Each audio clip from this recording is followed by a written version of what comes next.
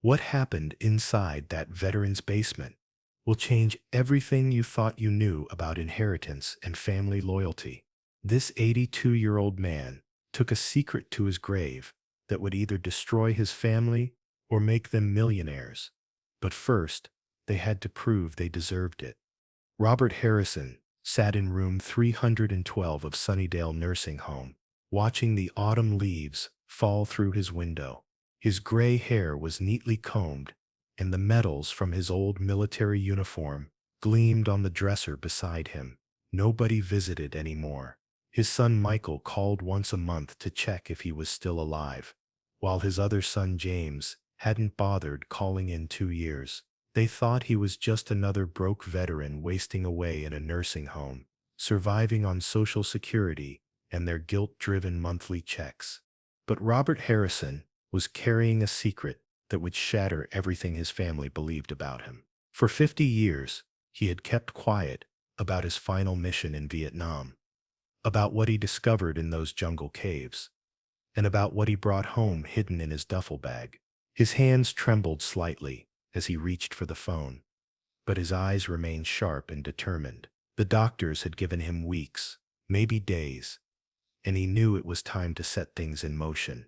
Before we continue this incredible story of hidden treasure and family redemption, make sure to hit that subscribe button, because the revelation that's coming will leave you speechless.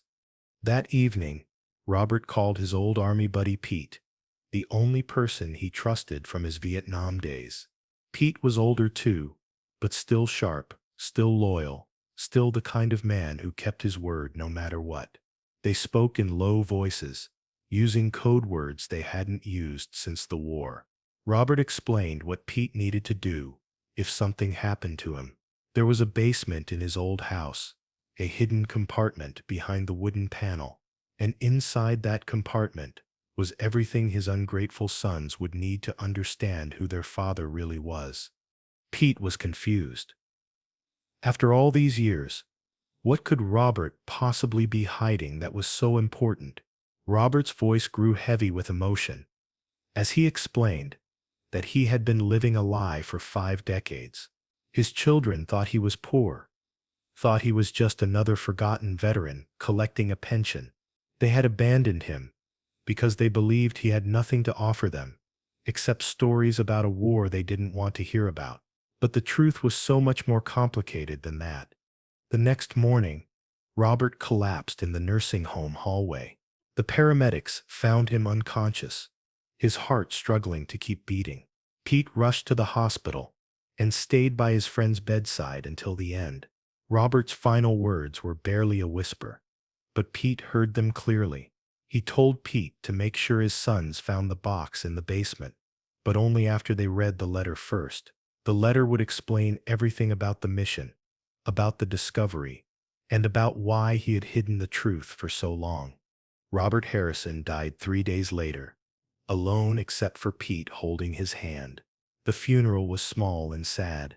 Michael and James showed up wearing cheap black suits, looking irritated that they had to take time off work for their father's burial. They whispered complaints about the cost of the funeral, about how their father had left them nothing but debts and disappointment.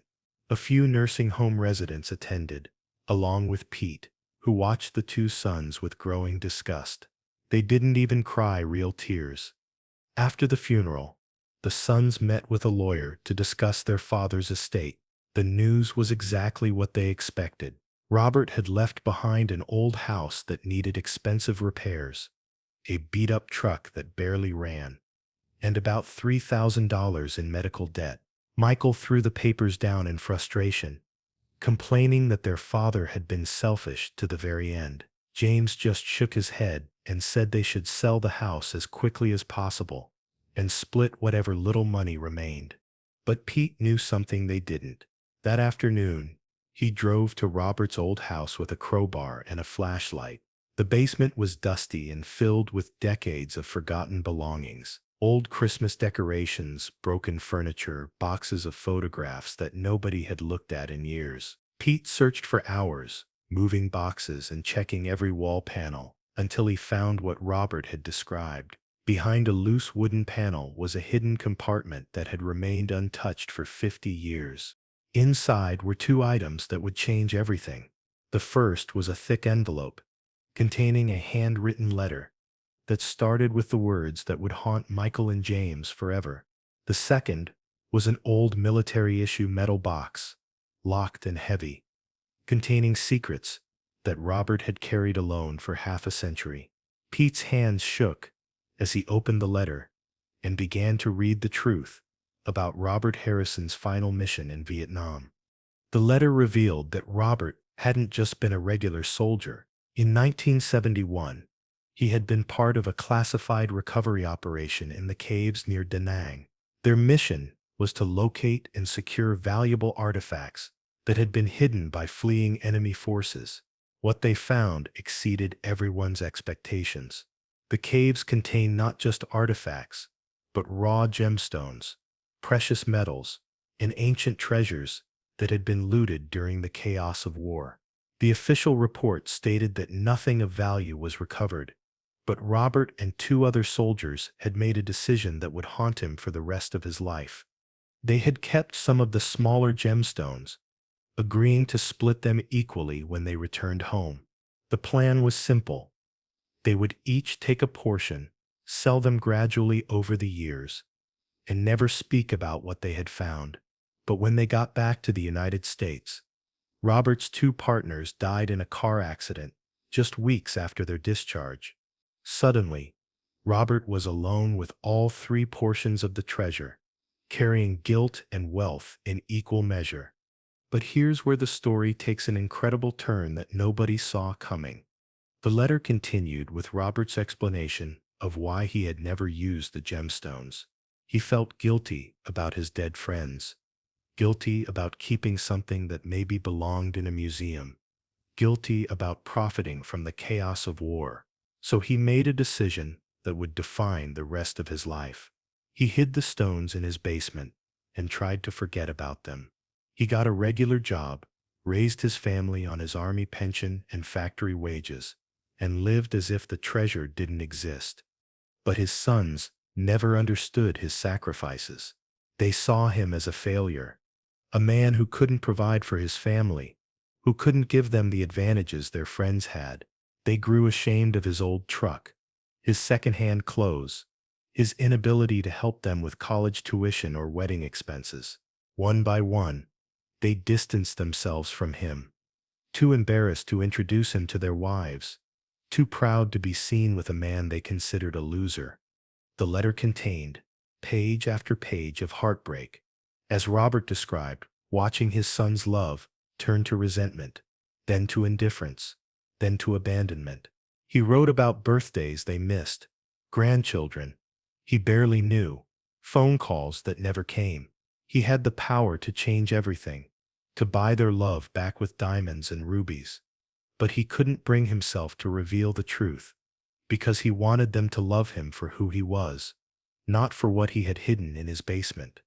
Pete finished reading the letter with tears in his eyes, but the real shock was still coming when he opened the metal box. Inside were dozens of precious stones, each one carefully wrapped and cataloged. Emeralds the size of golf balls, rubies that gleamed like drops of blood, diamonds that caught the basement light and threw rainbows across the walls. Pete had fought in Vietnam too, but he had never seen anything like this. The collection was worth millions, possibly tens of millions of dollars. Robert Harrison, the man his sons had abandoned for being poor, had been sitting on enough wealth to buy houses for all of them.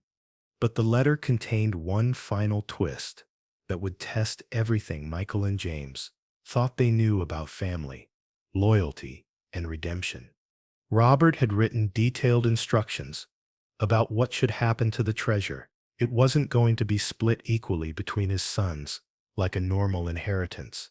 Instead, he had created a test, a final mission that would determine who deserved to inherit his secret. The sons would have to prove that they understood the values that Robert had carried with him from Vietnam: honor, sacrifice, loyalty to family, and respect for those who had served their country.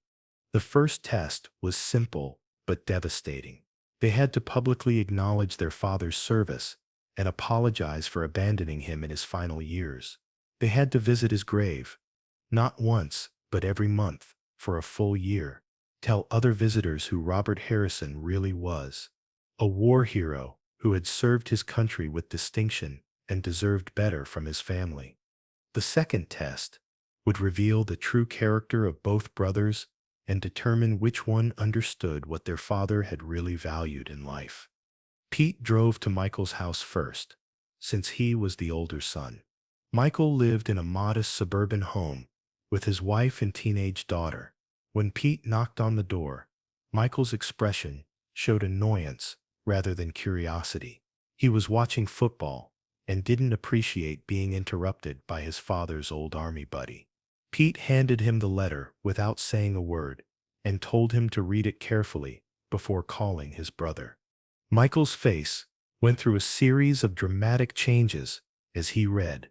First confusion, then disbelief, then shock, and finally a desperate greed that Pete recognized immediately. Michael's wife looked over his shoulder and gasped when she saw the photographs of the gemstones that Pete had included with the letter.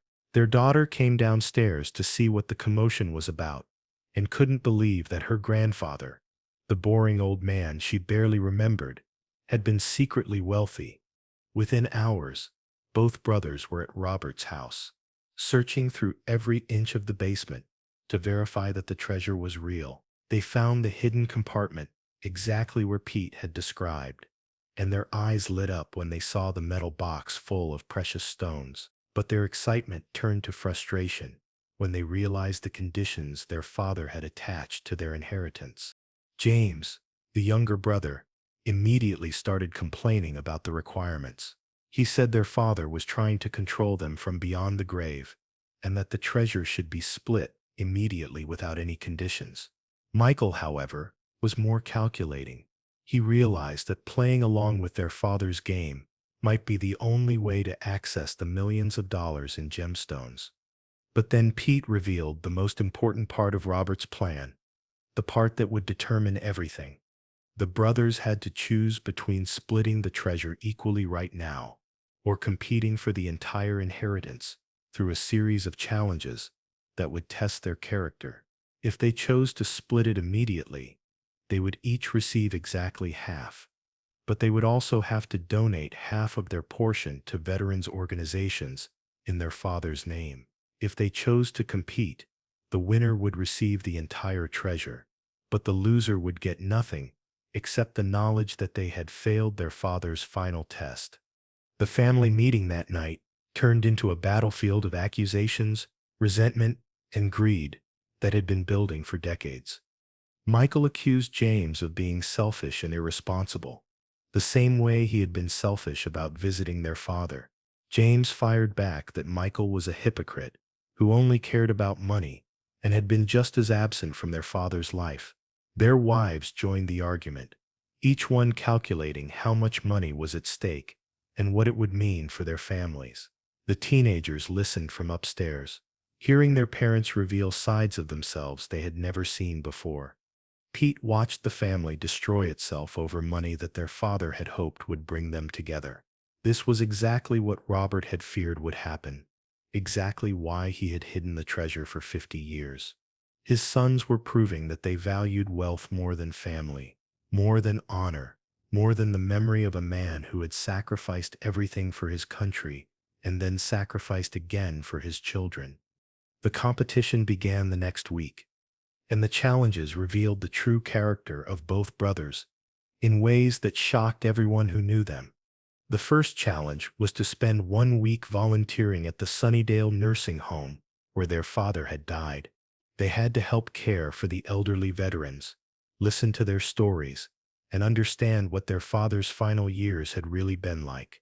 Michael approached it like a business obligation, showing up for the minimum required hours and counting the minutes until he could leave. He was polite to the staff, but clearly uncomfortable around the elderly residents. James, surprisingly, threw himself into the work with genuine enthusiasm. He spent extra hours reading to blind veterans, playing cards with men who reminded him of his father, and learning about the Korean War, Vietnam War, and World War II experiences that these men carried with them. By the end of the week, several residents had specifically asked if James would continue volunteering even after the challenge was over. The second challenge required them to research their father's military service and create a presentation about his contributions to the Vietnam War effort. Michael hired a professional researcher and put together a polished slideshow full of official records and statistics. James spent weeks in libraries and government archives, tracking down men who had served with their father and collecting personal stories about Robert's courage under fire. What James discovered changed everything he thought he knew about his father and revealed secrets that even Pete hadn't known. Through his research, James learned that their father had saved 3 men's lives during a mortar attack in 1970, had volunteered for the most dangerous reconnaissance missions, and had been recommended for a Bronze Star Medal that never got processed due to bureaucratic delays. He found letters that Robert had written to his wife during the war, letters full of love and hope and promises about the life they would build together when he came home. But the most devastating discovery came when James tracked down the families of Robert's 2 partners who had died in the car accident. He learned that both men had left behind widows and children who had struggled financially for years, never knowing that their husbands had been part of a recovery operation that could have changed their lives. James realized that his father's guilt about keeping the treasure wasn't just about stealing from the government. It was about surviving when his friends didn't, about having wealth when their families had nothing. The final challenge was the one that would determine who inherited the treasure, and it was designed to test the most important value their father had learned in Vietnam: the willingness to sacrifice for others. Pete gathered both brothers and their families in Robert's living room and explained the last test. Each brother had to choose what they would do with the treasure if they inherited it. They had to present a detailed plan that demonstrated their understanding of their father's values and their commitment to using the wealth in a way that would honor his memory. Michael's plan was exactly what everyone expected. He would sell the gemstones gradually to avoid flooding the market, invest the money in real estate and stocks, and create a trust fund for his family that would provide financial security for generations. He argued that this was practical and responsible, that their father would want his descendants to be comfortable and successful. James's plan shocked everyone in the room and proved that he had learned the lesson their father had been trying to teach from beyond the grave.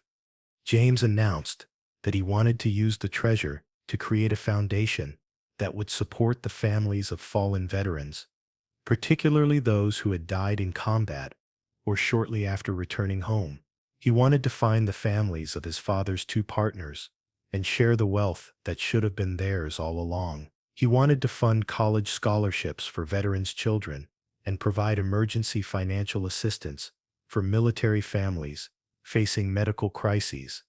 But most importantly, James said he wanted to continue volunteering at the nursing home and use part of the treasure to improve conditions for elderly veterans who had been forgotten by their families and society. He had learned that his father's real treasure wasn't the gemstones hidden in the basement. It was the love and respect he had earned from the men he served with. The same love and respect that his sons had thrown away because they were too proud to appreciate a man who valued honor over money. The room fell silent as Pete revealed Robert's final decision about who would inherit the treasure. According to the letter, Robert had predicted exactly how each son would respond to the challenges. He knew that Michael would approach them as obstacles to overcome rather than lessons to learn. He knew that James might surprise himself by discovering values he didn't know he possessed. The treasure would go to whichever son demonstrated that they understood the difference between having wealth and having worth. Pete opened the final envelope that Robert had left, the one that contained his decision about the inheritance. Inside was a simple document that transferred ownership of the entire treasure to James, along with a letter explaining that Robert had watched his younger son's transformation during the challenges and felt confident that the wealth would be used to honor the memory of all the men who hadn't made it home from Vietnam.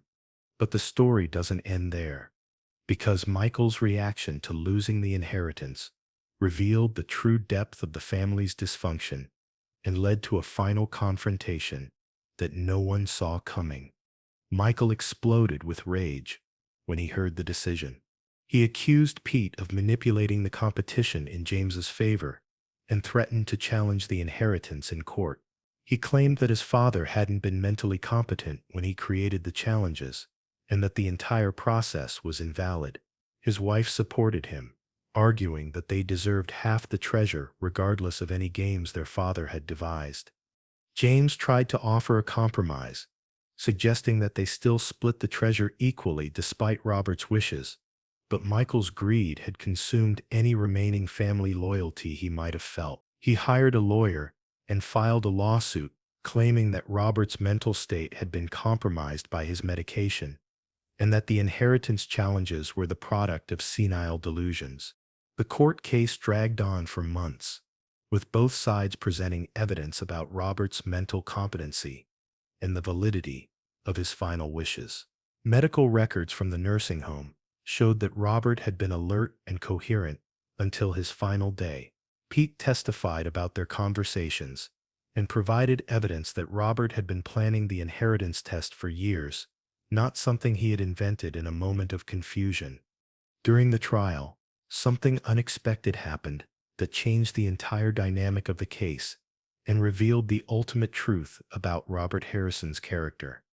The prosecutor in the case was a Vietnam veteran himself, a man who had served in the same region where Robert's unit had operated. During his research for the trial, he discovered that the gemstone recovery operation had been classified for 50 years, but the files had recently been declassified.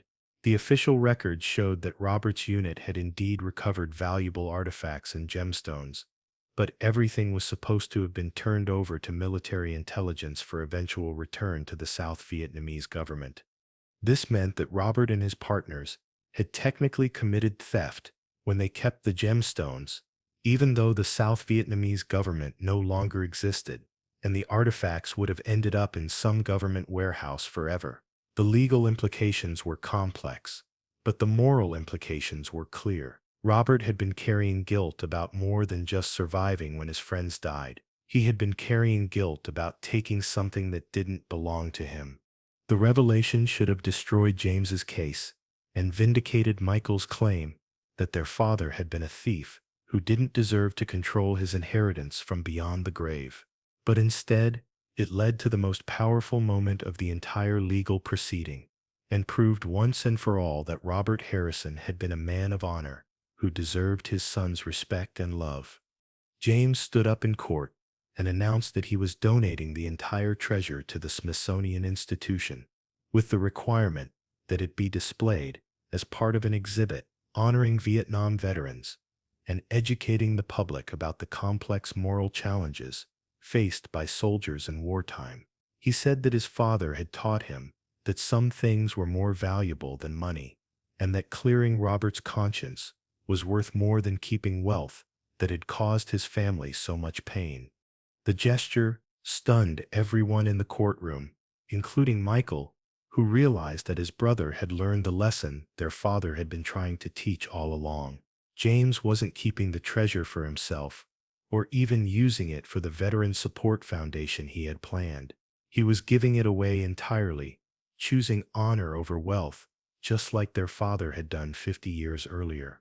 But the story has one final twist that brings everything full circle and proves that Robert Harrison's real treasure had nothing to do with gemstones hidden in a basement.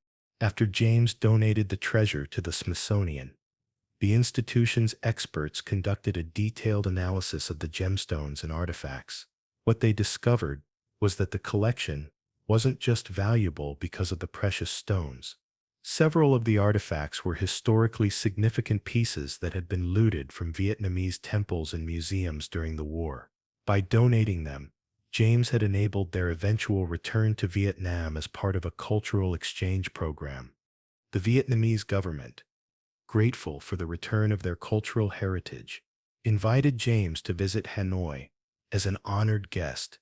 During his trip, he met with historians who had been researching the same cave system where his father's unit had operated. They told him something that would have brought tears to Robert's eyes if he had lived to hear it. The artifacts his father had helped recover had originally been hidden by Vietnamese monks who were trying to protect their temple's treasures from being destroyed in the fighting. The monks had died defending their temple, but their sacrifice had preserved centuries of cultural history. Robert hadn't been a thief after all. He had been the guardian of something precious that was always meant to be returned to its rightful owners. James returned from Vietnam with a new understanding of his father's burden and a renewed commitment to honoring the memory of all the men who had served and died far from home. He established the Robert Harrison Memorial Foundation using his own money, not the treasure, and dedicated his life to supporting veterans and their families.